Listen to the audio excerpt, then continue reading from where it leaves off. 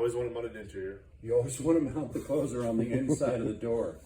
There's been a lot of Very ugly on the outside. it's and it will very get stolen. ugly, but there are some cases where you have to mount it on the outside. Yes. You don't have the interior space, blah blah blah. There, it's very rare, but normal applications, the closer goes on the inside of the door Yep. every time. There's so yeah, outside the door.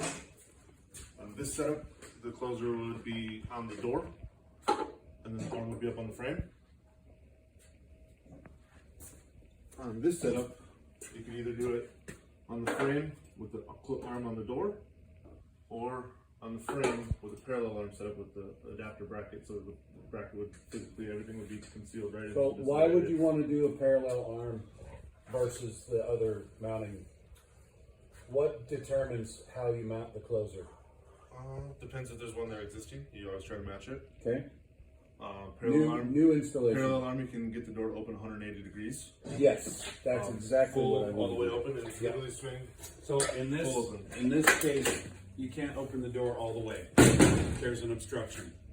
So if there's no obstruction and the door goes 180 degrees, it'll open all the way around. Handle You need to into glass. make sure that the closer will allow the door to do that. If the closer doesn't allow the door to do that, it will tear the closer off. Yep. Because somebody will push the door open further than it's wanting to go. The arm is completely stretched out, and it'll put the pressure back on your hinge or on your pivot or whatever it is, and it'll eventually rip that closer off of the door.